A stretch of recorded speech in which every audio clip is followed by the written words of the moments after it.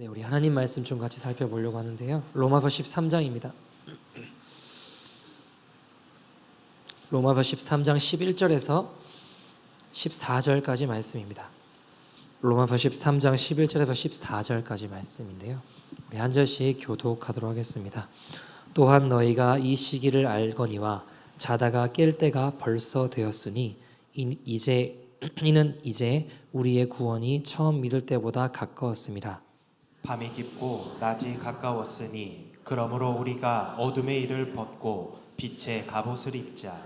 낮에와 같이 단정히 행하고 방탕하거나 술 취하지 말며 음란하거나 호색하지 말며 다투거나 시기하지 말고 오직 주 예수 그리스도로 옷 입고 정욕을 위하여 육신의 일을 도모하지 말라. 아멘. 하나님의 말씀입니다. 어떤 한 성도님이 친구 성도님을 향해서 이야기합니다. 그 자녀 그렇게 키우면 안 된다고. 그렇게 키우면 안 된다고 어떻게 그럴 수 있냐고. 이유인즉 들어보니까 그 친구 성도님이 애가 둘이 있는데 딸 아들인데 아들만 너무 편애한다는 겁니다. 아들은 좀 잘못해도 그냥 막 안아주고 딸은 잘못하면 막 혼내고 애들 그렇게 키우면 안 된다.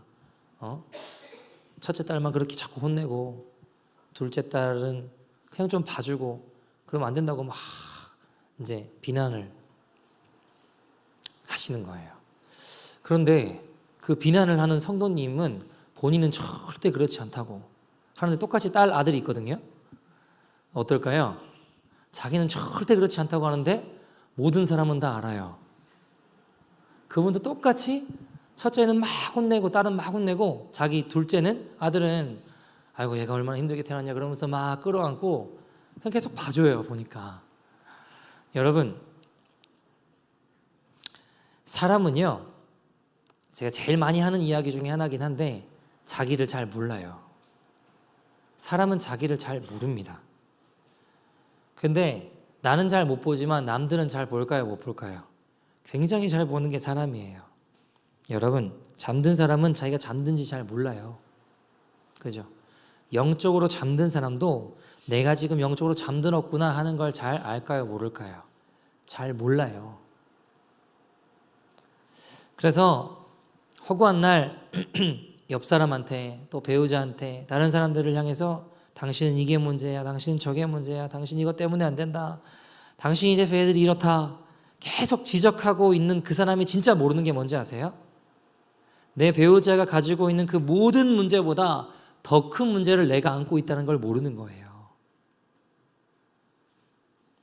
배우자의 연약함을 그렇게 날카롭게 비판하고 지적하고 있지만 사실 예수 그리스도로 옷 입은 사람은 긍휼한 마음을 가지고 예수님의 마음을 가지고 나아가거든요. 그렇게 나아가고 있지 않는 지금 깊은 잠에 빠져 있는 내 모습을 잘 보지, 잘 알지 못한다는 겁니다. 여러분 교회들도 마찬가지거든요. 잠들어 있으니까 지금 진짜 중요한 문제가 뭔지 잘 몰라요. 지금 우리가 무엇을 위해 싸워야 되고 무엇을 위해 마음을 합해야 되는지 그걸 잘 모르니까 엉뚱한 것만 보고 맨날 싸우고 비판하고 그렇게 하는 거죠. 저는요 여러분 개척을 하고 목회를 해오면서 어떤 교회도 경쟁한다라고 생각을 해본 적이 없어요. 연합하고 같이 목소리를 내고 힘을 냈으면 좋겠다라는 마음이었어요. 근데 목회를 하다 보니까 제가 되게 놀라는 것 중에 하나가 교회들이 뭔가 경쟁한다라는 생각들을 많이 가지고 있다고 하는 게 제가 되게 놀라는 생각이었어요. 여러분 우리의 영혼이 깨어나면요 우리가 이 시대가 사단에게 어떻게 종노릇하고 있는지 그걸 알고 보게 된다면 어떻게 지금 사단이 우리의 영혼들을 조목하고 빼앗아 가려고 하고 있는지를 보고 있다면 마음 아파하고 그것을 위해 대적하며 기도해야 됩니다. 그래서 오늘 본문의 11절에 뭐라고 이야기하나요?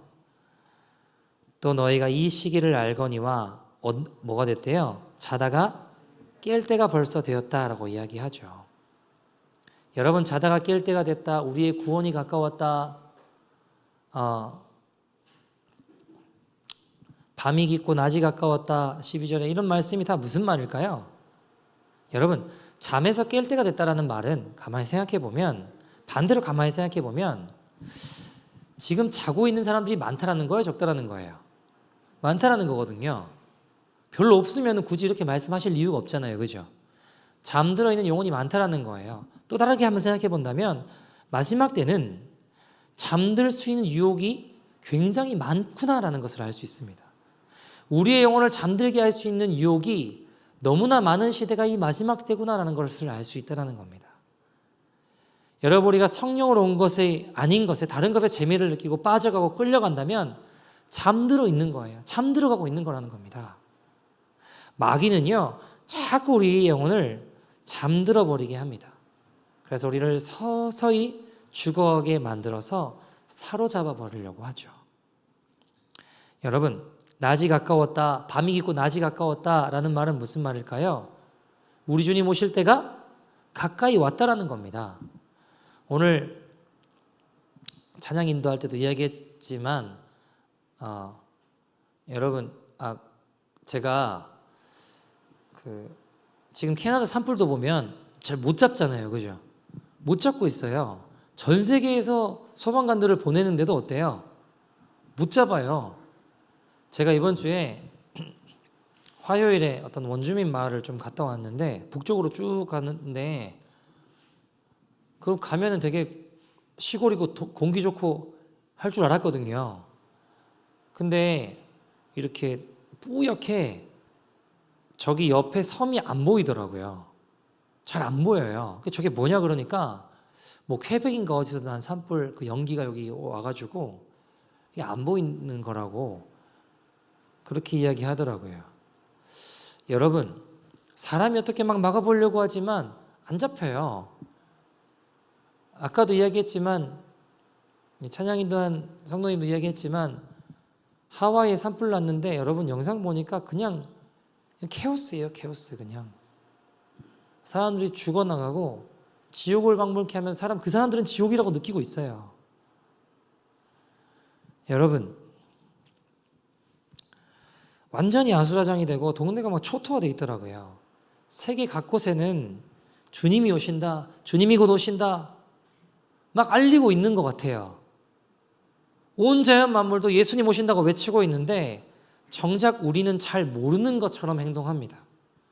뭘까요? 잠든 거예요. 여러분, 세상에요 보면요, 모든 사람들은 다 죽는다는 걸 알까요, 모를까요? 다 언젠가 죽는다는 걸 알죠. 근데 진짜 알까요? 진짜 아는 것 같지가 않아요. 왜 그런지 아세요? 언젠가 한번 죽는다라고 말하지만 오늘 내가 이 땅을 살아갈 때는 보면요, 안 죽을 것처럼 영원히 살 것처럼 살아가거든요.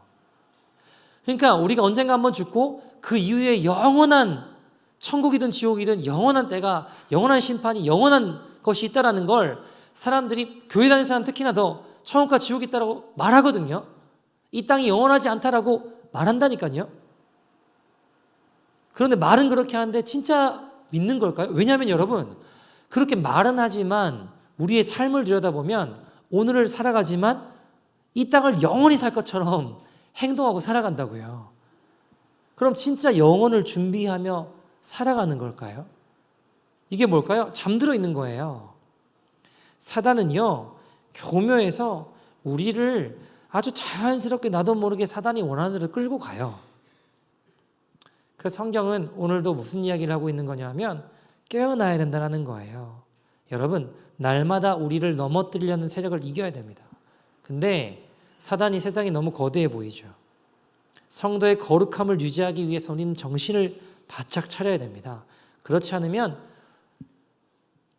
때로 수도 없이 그냥 넘어가기 십상이거든요. 넘어질 수밖에 없거든요. 자, 여러분 어떻게 해야 될까요? 어떻게 깨어날 수 있을까요? 첫째, 우리는 어두움을 볼 수 있는 눈을 갖게 해달라고 기도해야 됩니다. 시대가 지금 어둡구나라는 것을 볼 수 있는 눈을 갖게 해달라고, 눈을 뜨게 해달라고 기도해야 돼요.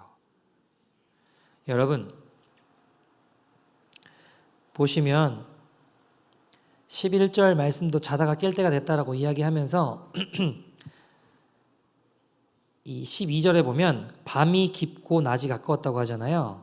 그리고 어둠의 일을 벗어내야 된다 뭐 이야기하잖아요. 여러분, 밤이 깊다라는 것을 볼 수 있어야 돼요. 아, 지금 어두운 때구나. 지금 사단이 이 시대를 어둡게 하고 있구나라는 걸 볼 수 있는 그 눈을 갖게 해달라고 기도해야 됩니다. 어떤 시각장애인이요, 등불을 들고 다녔대요. 보지도 못하면서 등불을 왜 들고 다녔을까 보니까 자기는 못 봐도 자기를 향해 오는 사람들이 자기를 보고 피해가라고 등불을 들고 다녔대요. 근데 어느 날 등불을 들고 가는데 사람들이 자꾸 와서 부딪히더래요. 그래서 이 시각장애인이 막 화를 냈대요. 이 등불 안 보이냐고. 안 보이냐고 지금 왜 와서 부딪히냐고 하니까 부딪힌 사람이 이야기하더래요. 당신 지금 등불 꺼졌다고.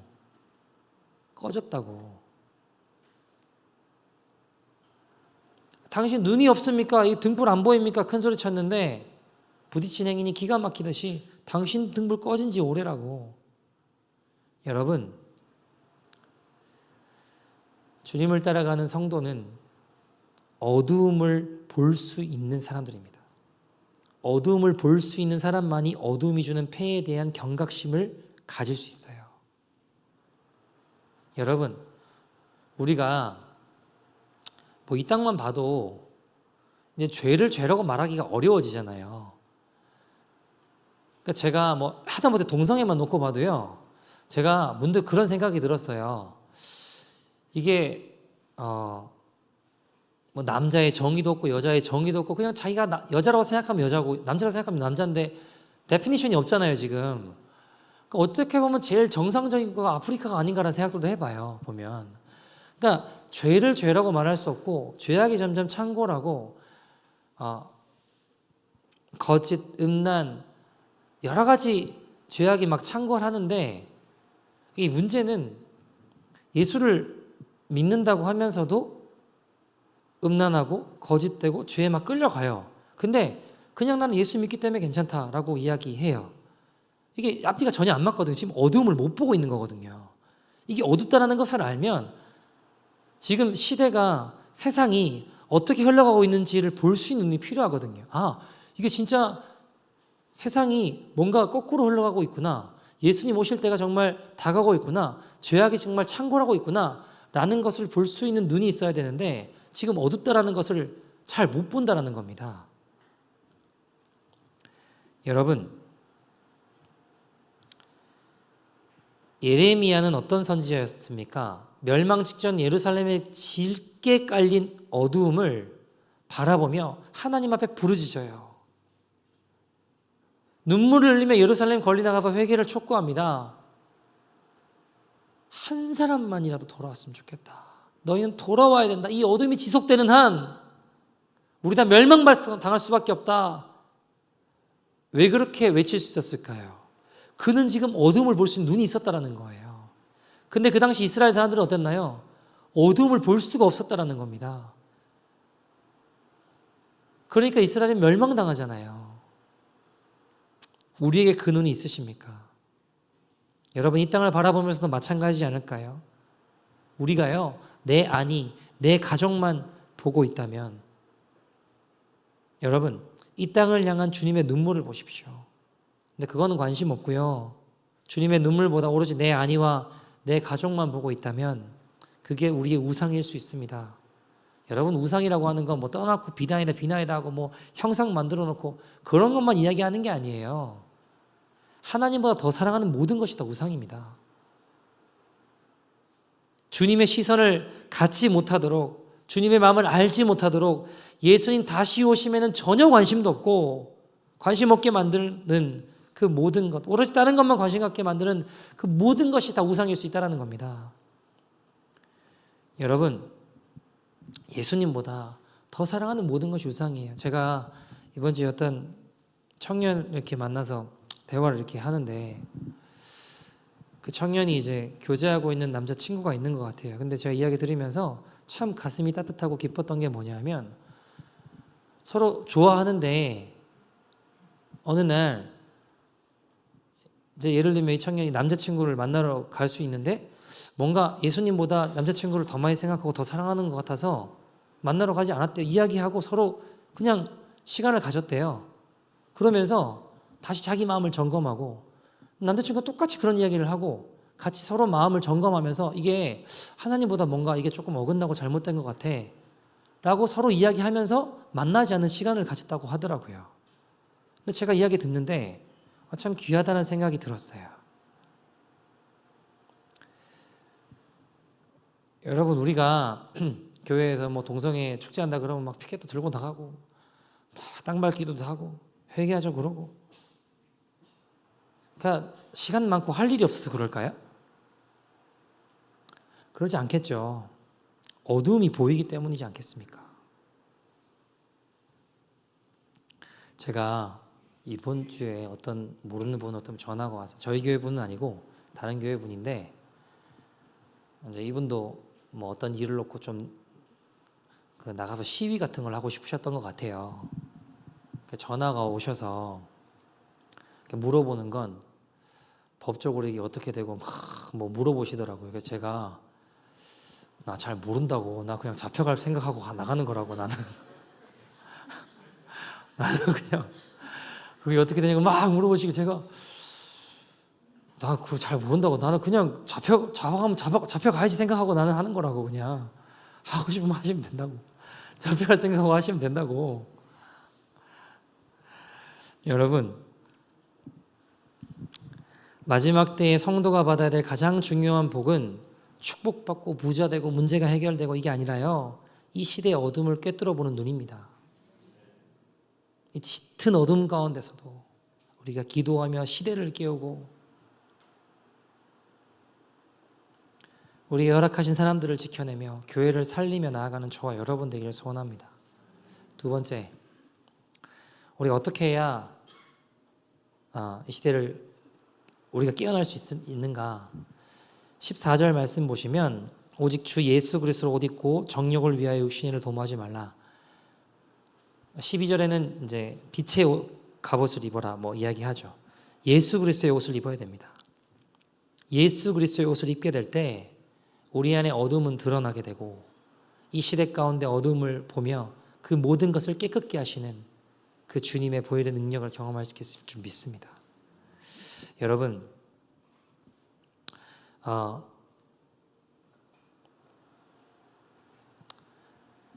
우리가 이제 그런 고민을 많이 해요. 목사님, 저는 세상이 너무 좋은데 세상을 그냥 다 쫓아가고 욕심 부리고 죄짓고 내 마음대로 살면서 구원받을 수 있는 길은 없을까요? 아니 뭐 여러분 웃으시지만 청년들 이런 고민 많이 해요. 이제 인생을 좀 많이 사신 분들은 그렇게 이야기하지만 안 들리거든요. 이렇게 네가 인생을 살아봐라. 그 네 뜻대로 되나? 그러면서 내 뜻대로 안 되는 걸 깨닫고 이게 내 손바닥, 이게 내 인생이 이 하나님 손바닥 안에 있다는 걸 깨달으면서 엎드리고 항복하게 되고 이런 게 많잖아요. 근데 이제 청년들은 그렇지 않은 생각들이 많이 있을 수 있거든요. 그러니까 그런 고민 많이 해요. 어떻게 세상을 버릴 수 있나요? 나는 이렇게 좋은데.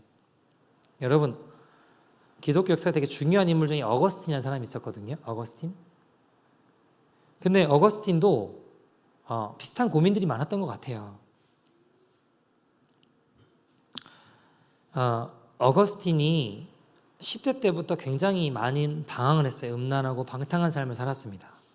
10대 때 이미 동거를 했고 사생아를 낳고 아무튼 여러 가지. 근데 이제 마음에 한켠에 괴로운 마음이 있었던 것 같아요. 내 육신이 원하는 대로 그냥 쫓아가고 살아가는데 즐거울 것 같지만 또 한켠에 두렵고 괴롭거든요. 어머님도 눈물로 기도하죠. 그러니까 이제 어거스틴도 인생이 너무 괴로워서 하루는 나무 아래 주저앉아 울었어요. 인생이 너무 괴로운 거예요. 그러니까 막 울면서 주님, 내 영혼을 좀 건져달라고, 내 죄를 좀 기억하지 말고 왜 나한테 뭐 분노하시냐고, 막 죄들이 나를 막 짓누르는 것 같은 거예요.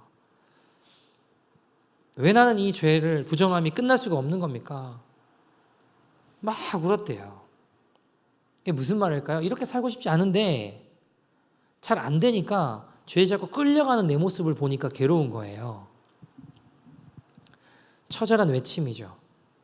여러분, 우리에게 이런 고민이 없을까요? 저도 목사지만 제가 부족해서 죄 때문에 고민을 많이 합니다.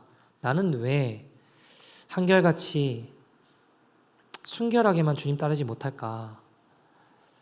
때로는 미워하고, 때로는 시기하고, 음란하고, 거짓되고, 허황된 모습을, 내 모습을 볼 때마다 얼마나 속상하고 실망이 되는지 모릅니다. 때로는 그런 생각도 해요. 나는 안 되나? 왜 이 모양인가 하는 생각이 들기도 합니다. 여러분, 근데요, 불완전한 내 모습 바라보면 우리에겐 소망이 없어요. 그러나 완전하신 주님을 바라보면 소망이 샘솟습니다. 왜냐하면 소망이라고 하는 건 내 안에 있지 않아요. 주님께 있지. 어거스틴이 막 그렇게 울고 있었거든요. 근데 그때 들려오는 말씀이 톨레에게 집어서 읽으라는 표현이에요.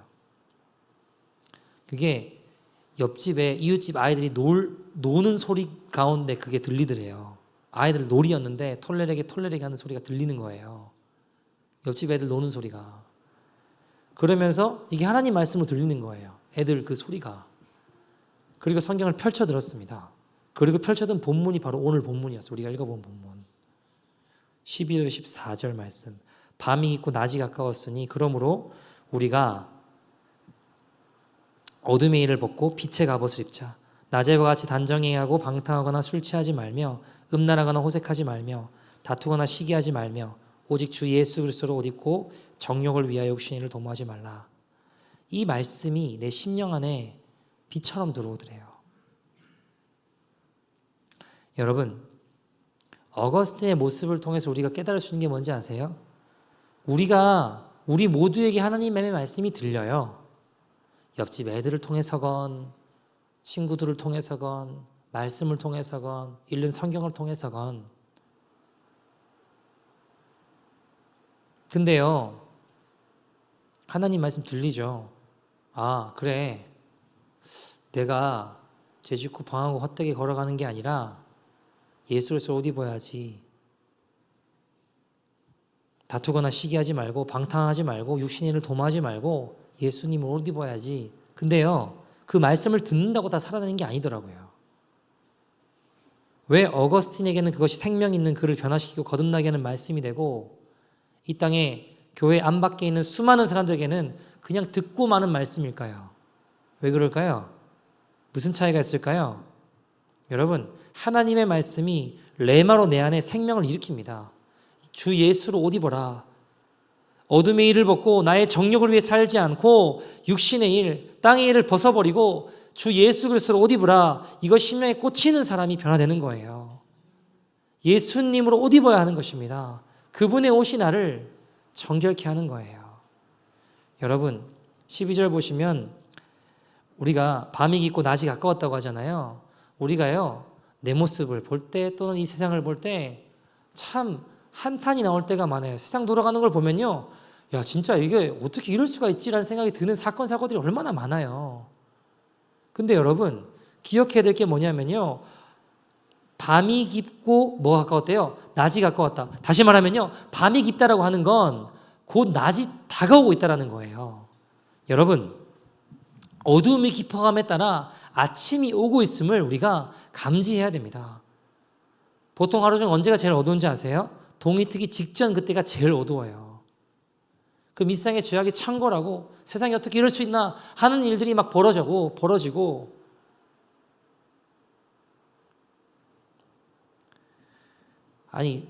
아무튼 이렇게 너무 사건 사고가 많으니까요.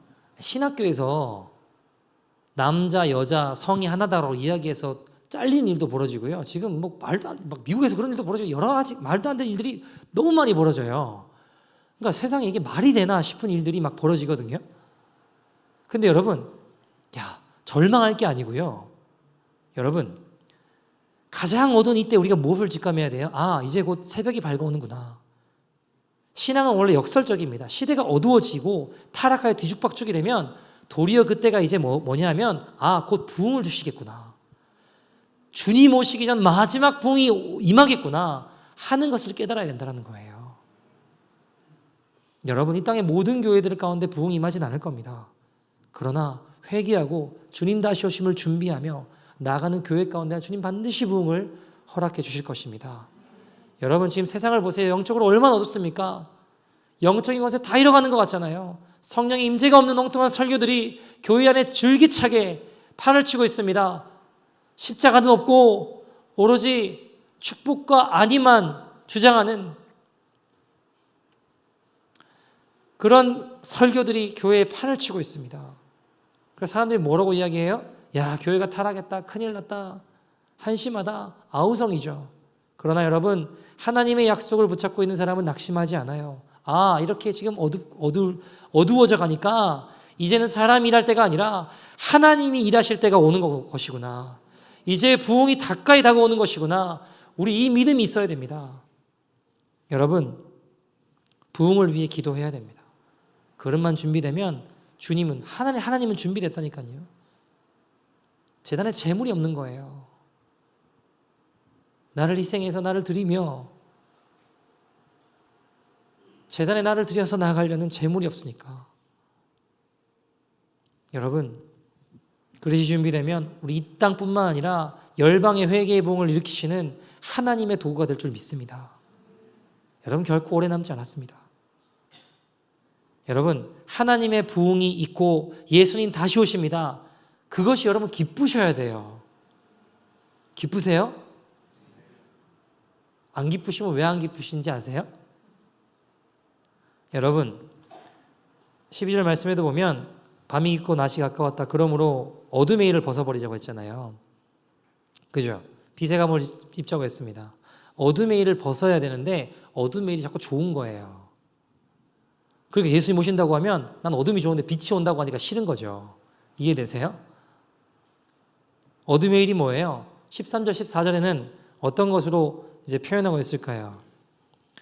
방탕하거나 술 취하지 말고 음란한 거, 그냥 방탕한 거, 술 취한 거, 음란한 거, 다투는 거, 시기하는 거, 그게 어둠의 일인 거예요. 여러분, 시기하는 건 잘 눈에 안 보일 수 있거든요. 그죠? 근데 마음으로는 시기하는 게 시기하고 사는데, 근데 이게 어둠의 일이라는 거예요. 음란한 거, 방탕한 거, 술 취한 거, 정욕을 14절 말씀이면 정욕을 쫓아가는 것이요. 사단은요, 이 어둠의 일이 우리가 행복하다라고 우리를 속여요. 결국 이 어둠의 일은, 이 땅의 일은 우리를 죽입니다. 땅의 일은 결국 우리를 멸망시킵니다. 제 이야기는 성경이 이렇게 이야기해요. 빌립보서 3장 18절 보시면 여러 번 너희에게 말하였거니와 이제도 눈물을 흘리며 말하노니 여러 사람들이 그리스도의 십자가의 증인으로가 아니라 반대로 뭐예요? 원수로 행한대요. 그 다음에 뭐라고 해요? 그들의 마침은 멸망이라고 했어요. 그들의 쉬는 배요 그 영광은 그들의 부끄러움에 있고 땅의 일을 생각하는 자라. 땅의 일을 생각하는데 그 끝이 뭐라는 거예요? 멸망이라고 성경은 이야기한다고요. 여러분, 그에 비해 그 다음에 뭐라고 이야기하죠? 그러나 우리의 시민권은 어디에 있대요? 하늘에 있는지라. 거기로부터 구원하는 자 곧 주 예수 그리스도를 기다리노니라고 했어요. 기다리노니. 예수님을 기다리는 게, 시민권이 하늘에 있는, 천국에 있는 사람들은, 하늘에 있는 사람들은 어떻대요? 예수님을 기다리는 사람들이래요. 여러분, 예수님 다시 오심이 기다려지세요. 여러분, 그것을 소망하시고 기쁘셔야 됩니다. 땅의 일을 버린 자들, 우리의 시민권은 하늘에 있기 때문입니다. 제가요, 얘기들 말씀을 좀 정리하죠. 제가 화요일에 이제 어떤 원주민 마을에 다녀왔어요. 새벽 예배 끝나고 출발을 해서 이제 도착을 해서 선교사님과 대화를 좀 나누고 거기서 원주민 마을 좀 살펴보고 그 돌아오니까 거의 자정 되더라고요. 11시 반 이렇게 되더라고요. 근데 이제 한 성도님하고 같이 갔어요. 같이 이제 올라갔다가 내려오는데 그 성도님 고백이 표현이에요. 그 성도님 뭐라고 이야기하시냐면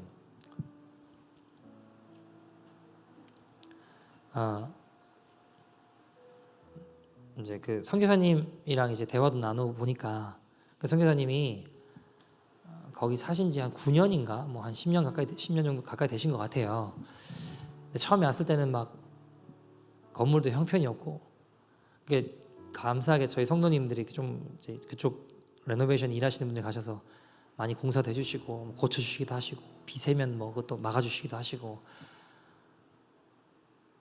건물이 유치원인가 폐교 건물이었는데 교회로 한 거예요. 근데 저도 이번에 알게 된 건데 그쪽 원주민 마을 쪽에는요, 그쪽에는 인스펙션이 없대요. 법적으로 없대요. 그래서 그냥 위에 더 짓고 막 할 수 있대요. 그냥 그게 법적으로 그게 인스펙션 자체가 없다고 하더라고요. 그래서 야, 이런 데가 있구나. 그러니까 그 위에 그냥 지내신다고 지어놨으니까 얼마나 엉망이겠어요. 지금 갔을 땐 굉장히 좋아진 거라고 하시더라고요. 보니까. 근데 기뻐하면서 그 길을 걸어가세요.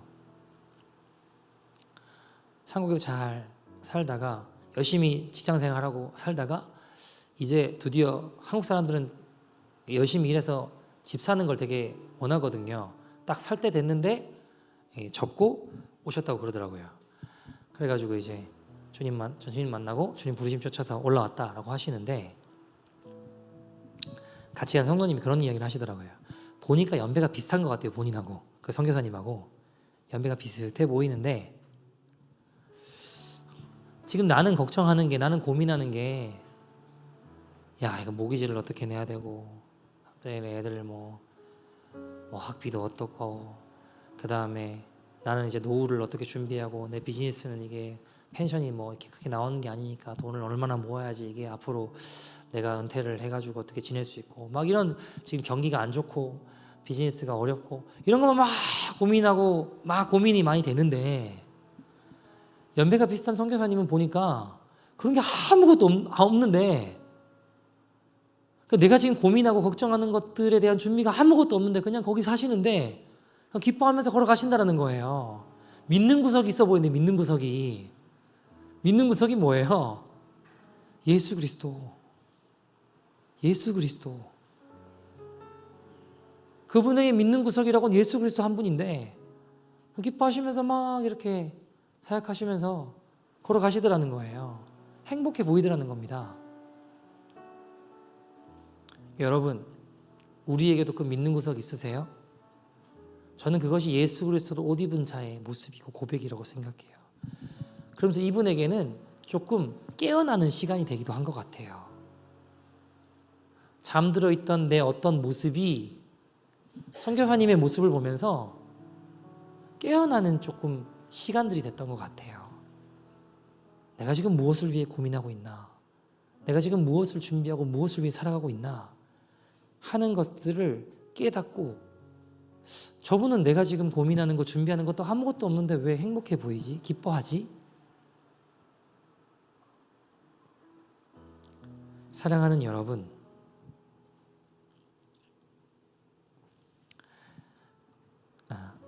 예수님으로 옷 입으면 주님 다시 오심을 준비하는 것이 기뻐요. 믿는 구석이 있는 거예요. 여러분, 우리 안에도 그 믿는 구석이 있는, 잠들어 있는 자들 안에 깨어 있는 주의 백성들 되기를 간절히 소원합니다. 같이 한번 찬양하고 기도할 텐데, 여러분, 이 죄악이 만연한 세상에서 우리가 어떻게 살아야 돼요? 이 주 예수 그리스도를 옷 입어야 됩니다. 나는 죽고 예수로 사는 것입니다.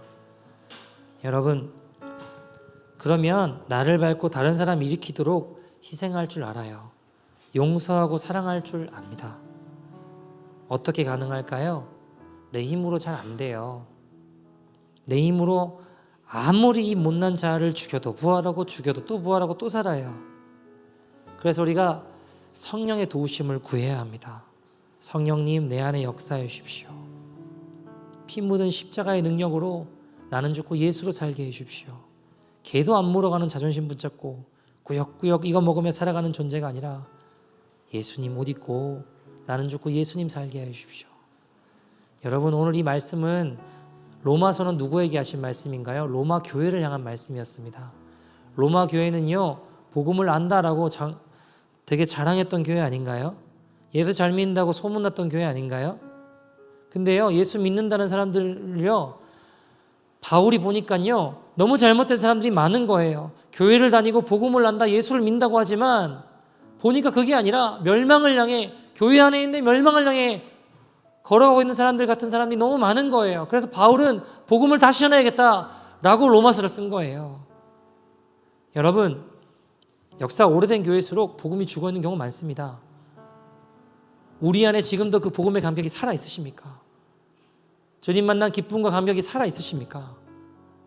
예전에 그랬는데 라고 말하고 있는 것은 우리의 모습 아닙니까?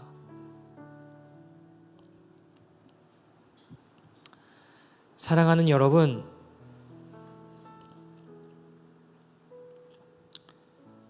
가슴 아프지만 수많은 교회가 있는 이 캐나다에서, 이 땅의 캐나다의 교회들이요, 조선이라고 하는 나라에 선교사 보냈어요. 우리의 복음 전해주려고 죽었어요. 복음으로 막 일어나고 영적인 부흥이 있던 땅이에요.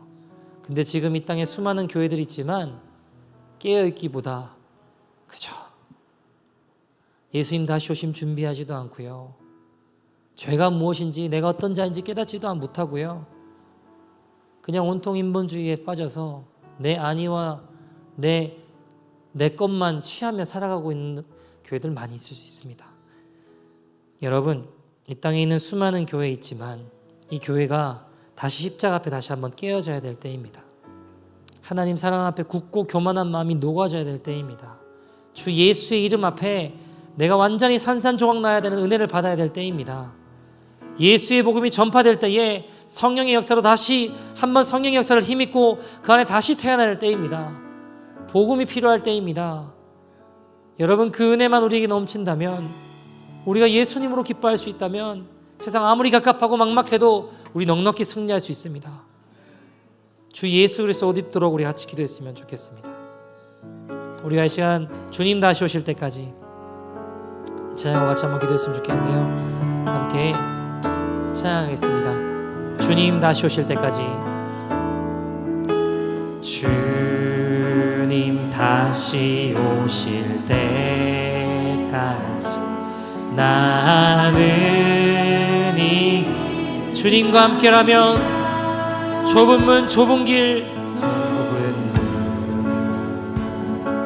좁은 길 나의 십자가 지고 나의 십자가 지고 나의 가는 이 길 끝에서 나의 가는 이 끝에서 나는 주님 보리라.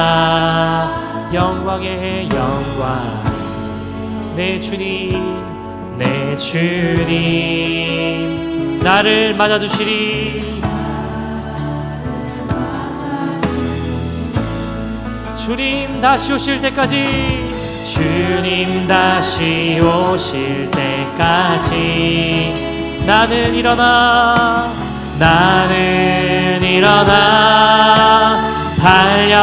달려가리라. 주의 영광 온 땅 덮을 때 나는 일어나 노래하리. 내 사모하는 주님 내 사모한 주님 온 세상 구주시라 내 사모하는 주님 내 사모한 주님 영광의 왕이시라. 우리 목소리 높여 고백합시다. 주님 다시 오실 때 나는 이 길을 가리라. 하나님, 내 주님과 함께라면 주님 따르는 것이 가장 행복합니다. 예수님 함께하는 것이 혼란하고 어두운 세상에 힘이 됩니다. 능력이 됩니다. 좁은 길 하나님 나의 십자가 지고 주님 따라가기를 소원합니다. 예, 십자 나의 가는 이 길 끝에서 우리 주님이 그 끝에 계시기에 그것이 우리의 소망입니다. 내 믿는 구성은 주 예수 그리스도십니다. 영광의 내 주님 주님 나를 맞아주시니 나를 맞아주시니 주님 다시 오실 때까지 주님 다시 오실 때까지 나는 일어나 주님 바라보며 기쁨으로 달려가기를 소원합니다.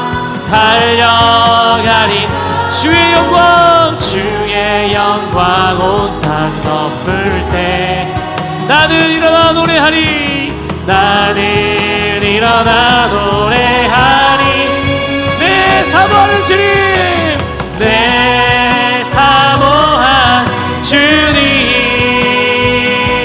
온 세상 그 주시라 내 사모하는 주님 내 사모한 주님 영광의 왕이시라 영광의 왕이 내 사모하는 주님 네 예수님 다시 오십니다. 우리 예수님 오시는 발걸음이 들리는 듯합니다. 온 세상 구주 되시는 주님 내가 주님을 소망하며 사랑하며 나가게 하시옵소서. 내 사모하는 주님 영광의 왕이시라. 사랑하는 여러분, 잠든 사람은 자기가 잠들었는지 모릅니다. 영적으로도 마찬가지예요. 영적으로 잠든 사람은 내가 잠들었는지 몰라요. 그래서 억울한 날 나는 못 보고 남들만 비판합니다. 이게 문제다, 당신은 저게 문제다, 당신 이것 때문에 안 된다, 당신 애들이 이렇다. 계속 지적하고 있는 그 사람의 가장 큰 문제가 뭔지 아십니까? 지적하고 있는 그 모든 죄 더한 것보다 내가 잠들어 있다는 걸 깨닫지 못하는 겁니다. 그리스도로 옷 입은 사람은 예수님을 마음으로 나아갑니다. 깊은 잠에 빠져 있습니다. 여러분, 우리가 이 시간 같이 기도했으면 좋겠습니다. 성령님, 잠든 나의 영혼을 깨워주시옵소서. 하나님, 내가 어둠을 볼 수 있는 영적인 눈을 갖게 하여 주시옵소서. 이제 곧 낮의 때가 올 것입니다. 세상이 아무리 어둡다, 타락했다, 비난만하고 좌절했는 것이 아니라 예수님 다시 오음을 기뻐하며 준비하는 믿음의 인생 되게 하여 주시옵소서. 성령님 도와주시옵소서. 주 예수로 옷 입게 하여 주시옵소서. 내 인생에 예수님 따르는 것이 가장 행복합니다. 예수님과 함께하는 것이 올라라고 어두운 세상에 힘이 되고 능력이 됩니다. 주여 예수로 옷 입게 하여 주시옵소서. 역사하여 주시옵소서. 어둠의 일을 버리게 하여 주시옵소서. 우리 다같이 예수님 다시 오심을 사모하는 마음 달라고 우리 주의 이름 부르고 동서로 기도합니다. 주여